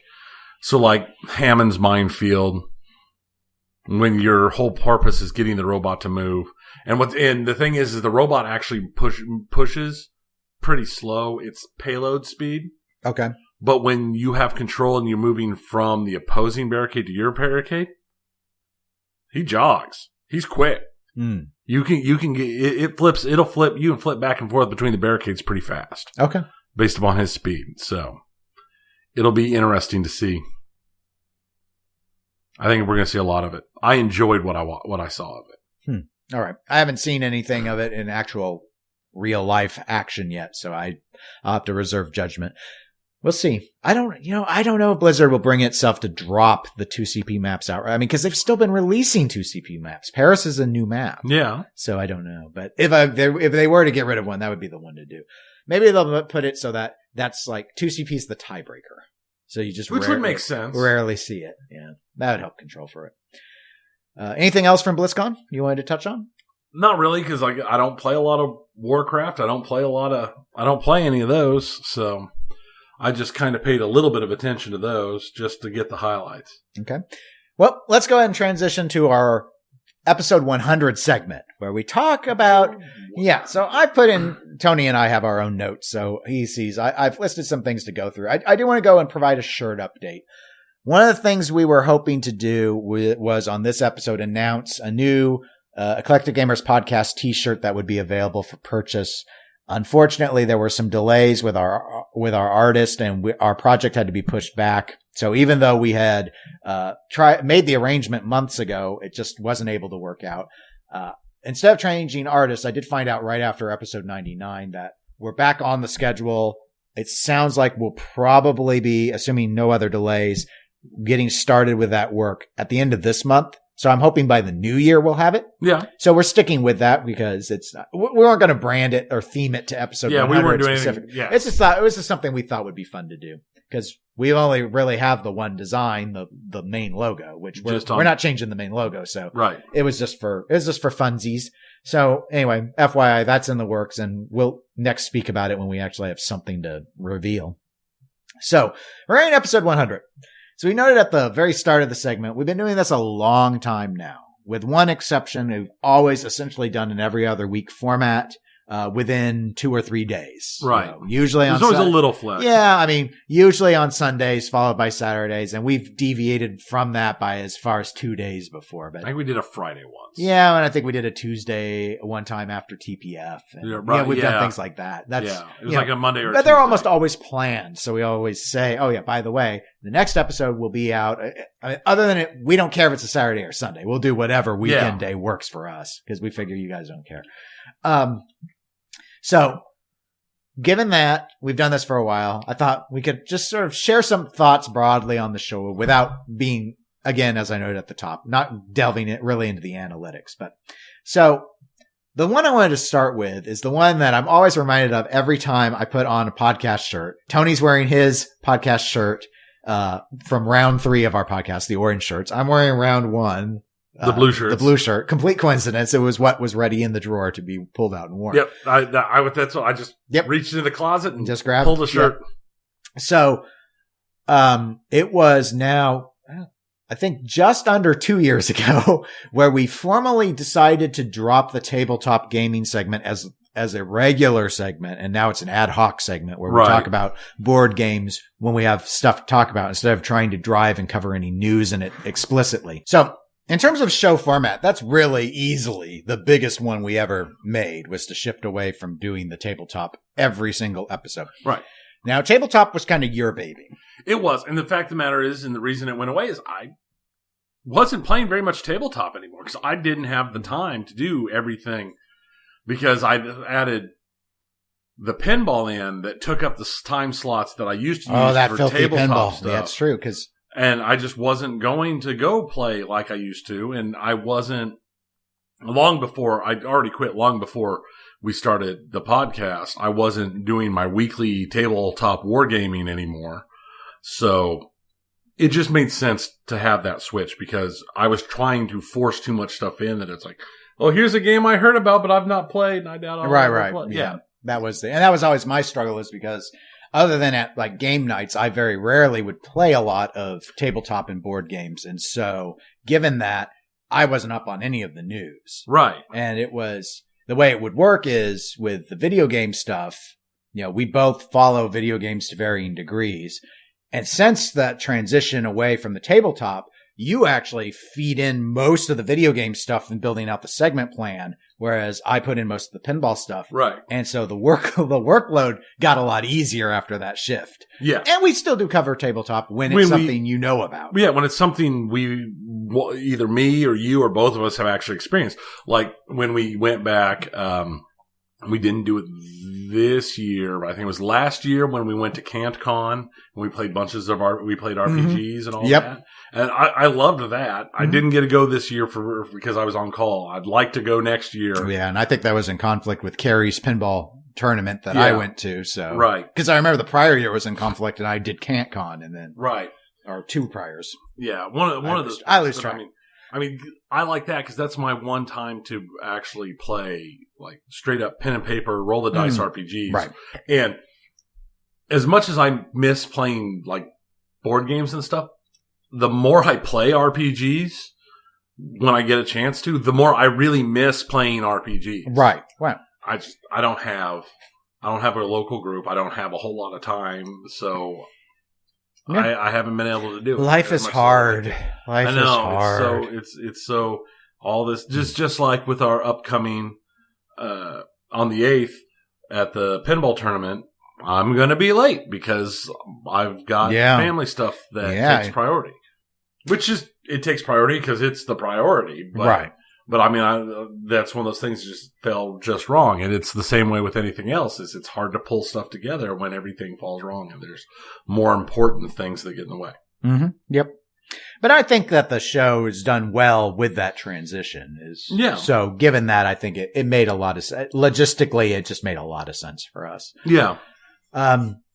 So let's go more into just talking about particulars. So, and the one I wanted to start with was, what is the favorite episode that we ever did? And the one I've noted down was, I could broadly just say the E3 episodes. If I want to be really specific, it'd probably be episode 37, which was our E3 2017, because that was the one where we had 5 people here. Oh, that one was. That was the one where we had Mike and Eric and Jake and you and me. And the reason why I liked it was just how, I'll use the word passionate, people got at certain points. So I know I'm mostly associated with covering pinball on this show, and that when I participated on other shows, it's always pinball. Dennis does the pinball thing. It's like, yes, that's true, but that's why it makes me sad to see that so many of the publishers moving away from E3, because E3, I always really like the E3 segment, because that's when people just get pissed about stuff and then they get excited about things. And then you see there's always these major facepalm moments about like, what were they thinking at E3 to do this? And then there's the awesome stuff and you can fanboy about all of it. And so that's why it's just a lot of fun because the discussion's so good. We always have at least one guest on when we do E3, and that helps a whole lot. To get different perspectives. We had another year where we had Dawn on, and it's like, I really, so that would be it. I would say, honestly, the E3 episodes are probably, as a whole, my favorite episodes. I think my singular favorite episode was our Jack Danger episode. I wondered if you'd name that one. That was way back. That was our first year. It was, but we nerded out on Overwatch so hard, and that was before I even played it. It was a lot of fun. Mm-hmm. I think that was probably my favorite. We've had some great interviews and some really good discussions, but between that and the E3 episodes. Okay. Well, the next one I was going to say is for us to pick what our least favorite episode was. And for me, it's a fairly recent one. This would be episode 82, Solo Dennis. I had compliments on this one, but oh God, I did not like it. It was so weird. I didn't like how I paced. I went really, really fast. I didn't even get 30 minutes into that episode before I had covered everything. I know I talk fast as it is, but when I'm by myself and I'm just rattling off and I'm talking into the microphone and trying to talk to the listener, it was just really weird. It felt unnatural to me. And it only reinforced to me why I don't have any interest in doing a solo podcast. Least favorite episode. I mean, the reality is that one would probably count because... Well, there was another one you weren't on either. Right. But this was the one, if I remember right, I wasn't on this one because of family medical issues. Yeah, I think so. So that's why that one wouldn't count. It's not because I wasn't on it. It was because of the reasons I wasn't on. Right. Because there was another one I wasn't on, but that one was planned in advance. Yes. Where this one was like, not. You're right. But I don't really hate any of the episodes. That's why I said least favorite, not hated. I didn't hate how episode 82 turned out. It was my least fun one. I think it would have to be probably one of the first 3 or 4 episodes where I really realized my verbal tics. And it's just because the verbal tics made me mad at myself. because I don't really dislike any of them. I know there's been a couple where I wasn't feeling real good when we did them, and I felt like you could tell it because I was off. But I've not really had one that I didn't like. Okay. Well, or didn't at least have a good time doing. That's fair. That's fair enough. My next category was going to be what was the hardest episode to do, and I'm going to totally cop out and say, oh, that's easy. That's episode 1. Oh, okay. Just because there was so much prep work that had to go into episode 1 beyond anything we've ever had to face again. And on my end, it wasn't just recording the show and editing the show, but it was also figuring out where we were going to host it, figuring out how to do the RSS feed. And because we did not know if we were going to just experiment with this or do it for a while, we paid nothing. We went all in with $0. I had found a guide on how to be able to use Google Drive. Google Drive changed their approach, but you used to be able to use Google Drive and share the files in a certain way that you could then use a Google RSS feed burner, which we still actually use because it was our first feed, and get that out there as an RSS using WordPress to actually build and so our website on WordPress, I still, even to this day, while I just laundry list as blog posts the episodes, and have our other supporting pages about like our 20 questions games and our tournaments we've played and stuff, I actually still tag all of that stuff in the blog post exactly as I did the first time, so that if I ever have to use it as the RSS source again, I can. I still go in and I maintain it that same exact way. But just all of that stuff and all of the research involved, episode 1 was easily the biggest headache. I mean, the next one was probably around episode 15 when we had to do the transition to SoundCloud. But comparatively, like not even when we transitioned away from like the Zencaster, when we started using other things. No, I'm going to have some stuff that I'm going to bring up. That's going to, there were issues with that, but just in terms of sheer difficulty, actually just with the ignorance about how audio works and how to get it out there in a way that people consume it through podcatchers. All of that was the hard of all the stuff I've ever had to do. It was the most to have to do at once about things I didn't already know. So I had to learn them. On the plus side, I had to learn a lot, which I like to do, but all of it all at once, there was just a lot. It was the hardest, not the worst, but it was the hardest. Like you, not the worst, because I actually enjoyed how it turned out. And I enjoyed the discussions that came out of it. But the actual hardest for me was talking about my Robotech burn. Oh, we got a lot of praise on that episode too, because you went for an hour on that topic, I believe. I could have gone for 3 if I'd let the rage out. I mean, I tried to keep everything on the timeline and controlled. I'm still upset about it. But that was the hardest for me, just because it was a matter of trying to balance the telling the story and what happened and the facts and everything without letting my actual annoyance override that was what made that episode hard to me. Okay. That makes sense. Well, it was really, I mean, that was probably the most detailed, structured notes that I've seen. I mean, because you had an entire outline to walk through that time, and it was paragraphs of notes. Yeah, because normally I am a bullet point. I'm a bullet point. Well, that's how I tend to person. do it too. I just throw in a few bullets. But with that one, there was just so much spread over so many years. And I knew as I went through it, I would get so upset that I had to build a very thick and detailed. I forgot. I had not. That makes sense, and it hadn't crossed my mind. Yeah. That was the obvious one to me. That was the hardest one to me. All right. Well, now I want to go through what I call the tales of woe. So, when did things go wrong? I can't remember this episode. This was one where we were recording remotely from each other, which we used to do quite often. Right. And it was the one where your wife ran the dishwasher. There was more than one of those, but there was one where it was very bad. The first time where the dishwasher was on, and so I just remember at the time we were recording, I didn't think anything of it at all. I actually went and I edited the episode in a different way than I had before. Normally, this getting really into the weeds for folks. Normally, when I edit an episode, what I do is I'll take this audio, I take any audio I have, I go in, I run a compression and dynamics tool on it to level out the sounds.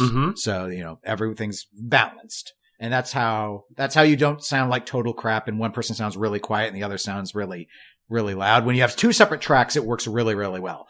When we're doing like we are right now, where we're both at the same table, we're on one track. So what I have to do is work really hard to make sure our levels are close on our microphones from the get-go. Right. But then I still run compression dynamics. I always run it.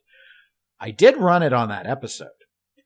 I did my editing first and then ran it. Like I made my cuts and cleaned up like the uhs and anything, the blank spaces and stuff like that. Normally I would do the compression, then go through, play little chunks, listen. So what happened was the dishwasher was too low in the audio waveform before compression and dynamics were run for me to hear. But then I ran it after I got done making the edits. So then it became audible to the human being. And I uploaded it.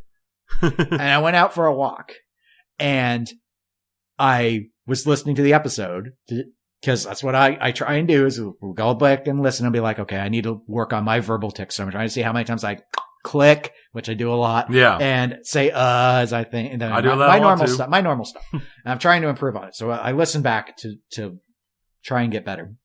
And I'm hearing this chung, chung, chung, chung, chung. I'm like, what is that? And it's like, oh, no, that's the dishwasher. Cause you told me the dishwasher was on. And I didn't think anything of it. I was like, oh yeah, the dishwasher's on.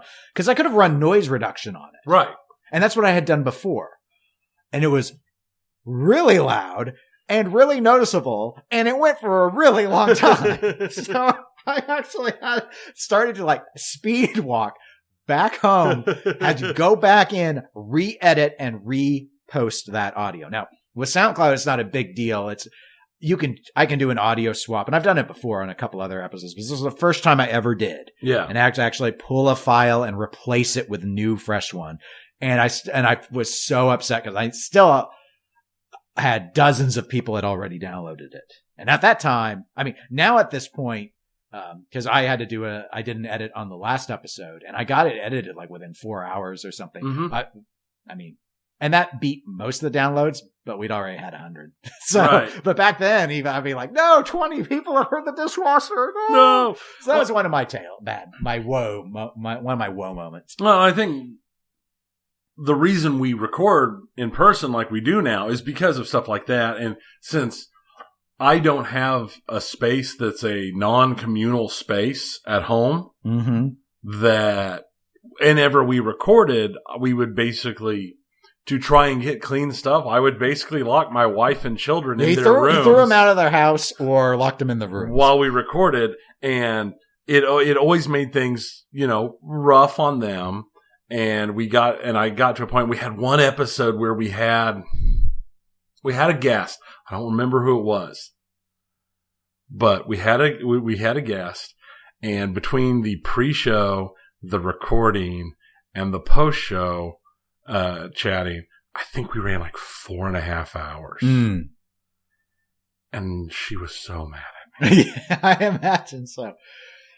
She was perfectly right to be mad. I mean, they were still coming in they were trying to be quiet. Yeah. Even with the doors shut. So it was still, it was just terrible. That's why we record in person. Mm-hmm. And it's, a lot of it has to do with, honestly, it's a lot easier to record when you can see the other person. Oh yeah, the discussion actually flows a lot better because we don't have a delay with the sound or anything. Now, I do wonder if it would be okay, because when we recorded, we never recorded with video. We always just did straight audio records. True.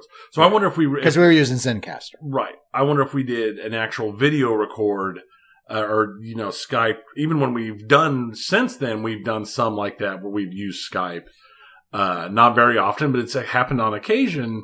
We've always done audio only, and I still wonder if video would make it. We can try that sometime. That's a good point, because we both have webcams. It's not a big deal. But at no point does that solve the fact that I have to lock my family away for the duration of a recording. Yes. So that's and the safe rule on the recording is 2 to 3 hours. Yes. And normally, when we do it in person, our record times are usually around 90 minutes is right. what we typically do. We're going long today, but we had a lot of BlizzCon stuff and we have this. So. Right. Let's see. Another whoa moment I remember is actually your cited favorite episode, the Jack Danger episode 16. Oh, yes. Now, Tony and Jack had a great discussion for that episode that you all got to hear. I had a great discussion too. Unfortunately, at least 12 minutes of my audio was lost. So, because we were using Zencastr, and at the time I had an older desktop computer and it would lag. And we didn't know what the source problem was because I was the one always capturing the audio. So at first I thought it was something with a connection or maybe it was someone else's connection.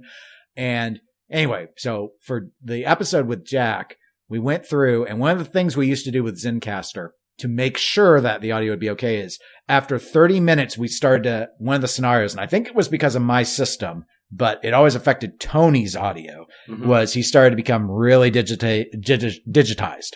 Somebody's like you're speaking through some sort of compression, like a codec was running on your audio, and you were flying the battle stars. And if you want to hear it, go and listen to like the last 10 minutes of episode 2 because that published episode real bad. Has it, and I just put a disclaimer on it, and we put it out there because we were new. So anyway, we would stop every 30 minutes and start a new audio record through Zencastr, and I was losing my end. Like I lose like a couple minutes on one, a couple on another. But I think the second track that we did, I lost 8 or 9 minutes out of my audio. And so for what I did for that episode is I just had to do edits, tighten it up, mostly keep the conversation between Jack and Tony.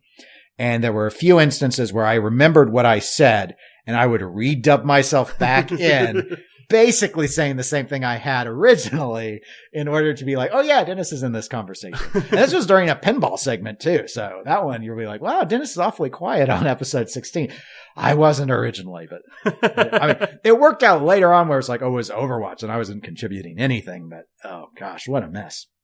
So that was one of my other whoa moments.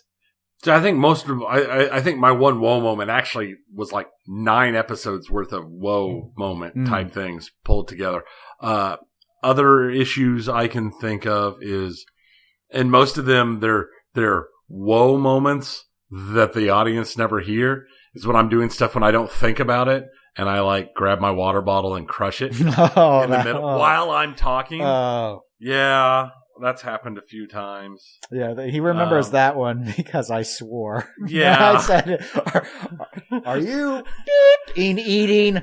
Because I thought I heard a candy wrapper or chips. Yeah. And there was another podcast I used to listen to, and I had to stop listening to them for 6 months because one of the hosts ate ice cream on the air, and the spoon was hitting the bowl. And I was just like, yeah. I just flipped my lid and I was like, what sort of disrespect to the audience is this crap? And I turned them off and unsubscribed. Right. And see, a lot of that is because when we were recording separately, and that was shortly after I got this microphone, because before that I'd been using a headset with a headset microphone. Right. And then I got this this newer one. And the thing is I, especially in that kind of situation where there was nobody there and my whole family was locked up. And and I was just sitting there on the side of the house, on my side of the house. With nothing to look at except for the notes and talking and listening and talking, I would fidget with stuff. Just like when I'm on the phone at work, I've got a pad for taking notes that is covered in bloody doodles all around the notes I take because the whole time I fidget. And that was another issue I had. I mean, Dennis is saying I talk with my hands all the time. It's something I do. But when we were recording, I just fidgeted with stuff. Sometimes I would spin a quarter in my hands and it would occasionally get dropped. And sometimes I would, have a pen and I would start clicking it just without thinking. And there's always stuff like that. But Dennis has been real good and gotten to hide the vast majority of my insanities. Well, I used to. I spin things a lot too, and then that's why I'll then say, "Oh, drop my pen." That's what because why do I have the pen in my hand? I'm not needing to write anything right now. Right. It's in my hand right now, so I'm putting the pen back down. Another whoa moment. episode 60 when we had Ryan C. on as our guest. We used Zencastr. That was the last time we used Zencastr. Audio sync issue. Yeah. So I had essentially all of his audio, all of our audio. We recorded through Zencastr, which is a tool which we used to use a lot, and then it started to have these sync issues. Zencastr sent out a note indicating that they resolved the issue with Chrome. That Chrome, basically what was happening is almost like a memory leak, I think was the problem. Right. But Chrome, they basically rebuilt their engine and Chrome could do it. And we had used it a couple of times between ourselves and we had no problems. But I don't know if it was because my system was so taxed because we recorded locally and then Zencast it in with Ryan or what happened. Doesn't really matter. But what did matter was I got the two audio tracks and they did not align. And we're not talking like, oh, Ryan's 3 seconds ahead, so I just need to chop 3 seconds, off, and then I'll have them balanced. What was happening with this Zencastr issue, to get technical in a way, technical would be me using the right terms. Essentially, one of the audio elements, and I think it was our audio, was actually occasionally getting little bits dropped. Mm-hmm. Very, very, we're talking like little, like clipping almost, where it'd be like a little part of a word would be away. And, but you do that really well. Yeah. Except most of the time it affected generally the silence. So when I play it, I'd hear all our words. It was clipping out portions of our track when there was no audio coming in. Almost always. There were a few instances where I did hear it. I know because I had to replay it really slowly. Because what I ended up having to do is rebuild that entire segment by hand. I didn't have to re-record anything. I actually had to sit there and play both tracks and then realize when it would start to get off again and insert silence to balance out us versus Ryan so that we were no longer talking over each other. That episode, I think, took over 5 hours for me to do that. It was like twice the length of the episode for me to actually go through and build it. I had to manually build it, balance the tracks out by hand constantly. Yeah. Through the entire thing. I could never just go, oh, I'm now good. Because you'd only be good for a stretch of 30 seconds to 2 minutes. And then it would just be too bad again. And I have to add a little more time in to Ryan or to us so that our little clipped elements were now back in line with what his responses were. But it's hard because sometimes, like if you're passionate on something, you are talking over each other and that needs to stay. And I can't remember anymore because it was only one take and it was hours worth of stuff. So anyway, that was awful. That was my worst edit job I ever had to do. The Jack Danger one was easy because It was like, I'm just gone. So there ain't nothing to fix. There's nothing to manipulate or massage. This was constant, and I've never used Zencastr ever again because it's not worth it. It was just devastating. Ugh, what a mess. Yeah. No, I can definitely understand that. We pretty much got completely away from it.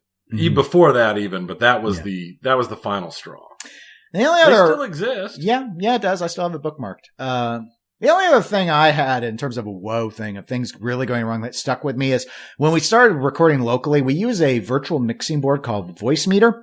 I think the first 3 episodes we did with that, my sound was bad. I was constantly clipping, like if you were to yell in a microphone and you go, you blow the mic out. Right. I was constantly doing it and I couldn't figure out why because the meters and Voicemeeter were always looking good and I should have tested it more. And I had to keep apologizing for the episode, but there was nothing I couldn't fix it because the Microsoft, it was peaked out. You'd have to re-record it. Right. Ultimately, I finally figured it out because I didn't have the level where I wanted it in Voicemeeter. I used the Voicemeeter gain control slider to increase my gain on my microphone, and yours was good, so I left yours alone. And no. So even though it looked okay in Voicemeeter, by sliding that gain up, I was actually just blowing out the mic constantly. But I couldn't see it visually. It wasn't showing it in the red. Right. I don't know why it wasn't showing it that way, but once I took it back to the default and then just adjusted my gain on my microphone, because my microphone, you can adjust it in software, but my microphone also has a knob, and I just turned that up. Fine. That was it. This is the one thing so I never touch the gain meters on our microphones and voice meter. I have done it to adjust virtual sound coming in. Right. Which I can hear because I can turn it on and hear it through my headset, but I don't with the microphones.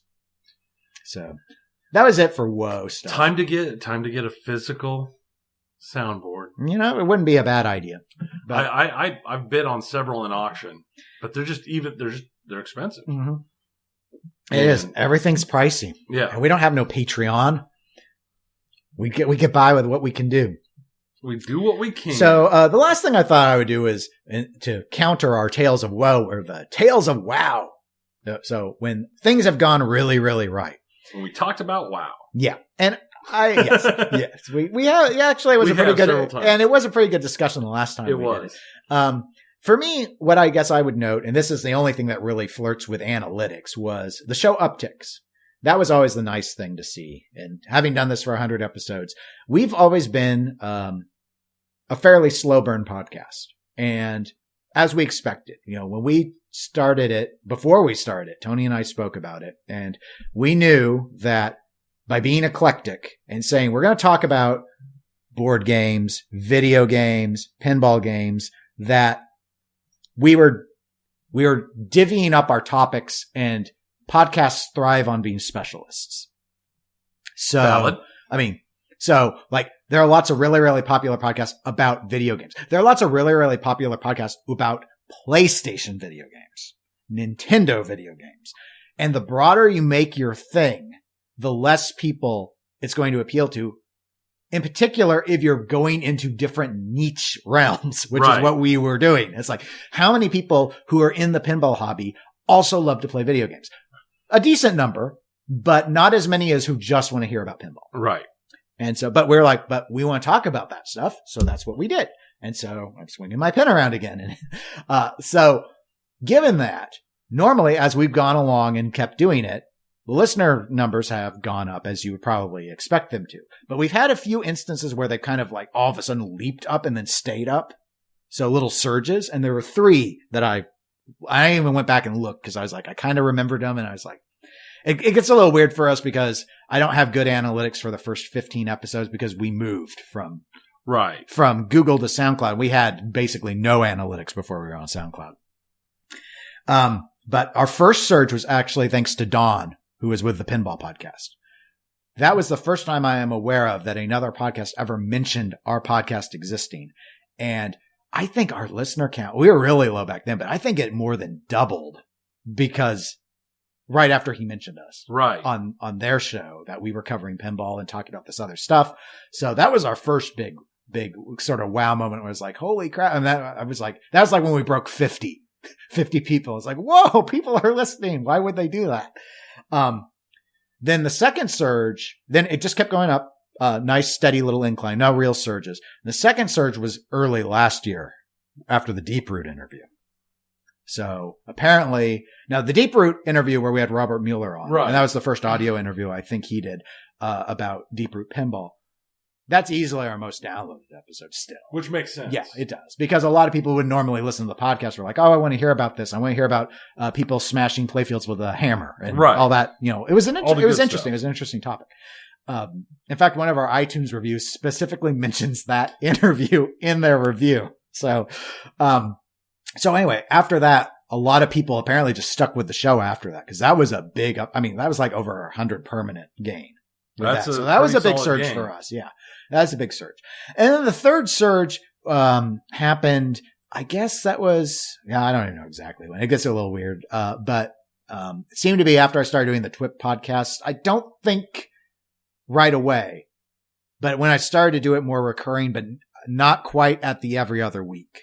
And I guess some people thought, I'm assuming what happened was they wanted to know what it would be like to listen to a real show that wasn't just a bunch of drama. It's like, what is Dennis like? Want to listen, they wanted something more than just the morning DJ version of I wanted to know pinball. I think it was someone who wanted to listen and go, What would it be like if Dennis had a show where he didn't have to spend the whole time fighting with Zach about obvious stuff? And so then they can go and listen. In fact, as you know, we had an email to our EGP email account from Dwight Sullivan. I'm assuming the Stern Pinball Dwight Sullivan. Actually, I know because the email said it was from Stern, where he said you were less wrong than Zach. So you see, it's a very different dynamic. That's my biggest goal in life, and it's a pretty easy goal. In all honesty, it is. So those were my wow things. Were there any, I don't know, episodes that you thought were real? I mean, you already named your favorite, but anything about that? It's not an episode. The people who come up to you at TPF. It's the sheer number of people that I've heard. I recognize that voice, and it's one thing when we're at a local event. But that first year specifically at TPF, that was a very big thing that people were like, I recognize that voice. And they'd come up and ask me. That was my wow moment because that's like, why would you recognize me? But, yeah. But you're known. And your voice is known. And even now, because you're in the pinball community and almost everything we do is within the pinball community. Right. And that's chiefly, I would say, because what our analytics do tell us is most of the listeners are pinball people. Right. And which makes sense. I mean, our video game coverage is video games that we're interested in. There's so many professionals who are covering video games. We'll never do the news as good as IGN and Game Informer. And I don't want to do the news because those guys, they do the news about, I literally just want to talk about the video games I like. It's the same way. It's not within our wheelhouse, but if we did a secondary podcast that was all about like movies and TV, we'd be really good at that, though. Let's be honest. That would be. We'd be awesome. We would be pretty awesome because we talk about that all the time. But I mean, that's the targeted thing. So when we go to conventions, yes, we went to CantCon. Nobody recognized me at CantCon except for the people who already knew me from tabletop and playing games and stuff. For me, CantCon is just based around, having a good time and playing stuff that I don't get to do very often. But then when we go to Texas, when TPF is the big thing, that's our big thing that we do as a group of friends. Yeah, it's our big friend vacation. We go to TPF, and it's a lot of fun, and it's all pinball related. So that's all there, but it was still, to me, it felt so different because it was like, right, it's like you're a part of a community that you're not physically because outside of the KC competitive scene, you don't physically interact with all these people who are at Texas. Well, right. And I think the other big part of it is why it's so shocking to me is because where you interact with the pinball community at large quite a lot, I don't. I don't. I know I do. I know. You do locally. I do locally, but at large, it's just like, I post when I think about it, stuff on social media and on the Facebook, but it's not something I normally think about. It's not something that I really get overly involved in. That's why our social media is basically, we're going to TPF. Now there's a bunch of gluttonous TPF stuff, and it's probably going to be gone until next year when we go to TPF again. But it's one of those situations where I just don't really think about it, and I don't interact with the wider group like you do because I spend so much of my time concentrating on, family and work and stuff like that. And all my other interests, I've never dived into the, Penn side and all the Facebook groups, except for the local Kansas City groups. So when I get out there and it's like, okay, hi, yeah, nice to meet you. Oh, yeah, nice to meet you. Yeah, Oh, yeah, I remember that episode. It was a very different thing. It was a very wow moment for me. Yeah. We're not entertainers by natural disposition, so it's weird in a way. And I've heard other podcasters mention it where it's like, people, they'll know things about you and you'll have forgotten that you said them on air. Yeah. That happens a lot to me. That does. So, especially, I get messages or people who add me on Facebook and I'll get a note, which is fine. I don't. Right. It's like, okay. I have a lot of those sort of conversations, but then sometimes they're like, yeah, but you mentioned this. I'm like, when did I say that? And why did I say it? Who knows? But anyway, it's gone pretty well. And that's all I have for episode 100 to say. That's all I got to say about that. I apologize. For what?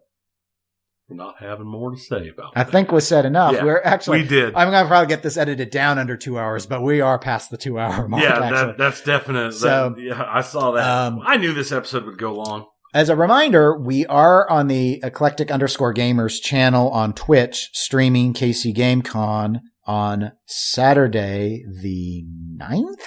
The 9th. Yes. The 8th? The 9th. I think it's the 9th. It's the 9th because I think the 8th is the first day of the event. Right.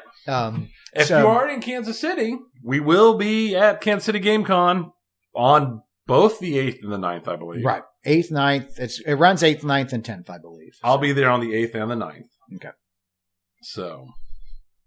Yeah, I don't know if I'll be there for sure on the 10th or not. But we'll be streaming a lot on the 9th, obviously, because that's when the tournament is. Tournament is sold out. I think they're running some other tournaments on the 10th that might be available. Yeah, they were talking about some side tournaments. Right. But we're not planning to stream that. We'll stream the real tournament like we like to do. So we'll have that. So feel free to tune in via Twitch to see that. If you want to write into the show, you can always email us eclecticgamerspodcast@gmail.com. We're also available at facebook.com/eclecticgamerspodcast. We're on Twitter, Instagram, and Twitch as eclectic_gamers. And we'll be back in a couple weeks, undoubtedly talking about KC GameCom as at least part of that conversation. You would assume so. And other than that, I'll see y'all next time. This is Dennis. And Tony. Goodbye. See ya.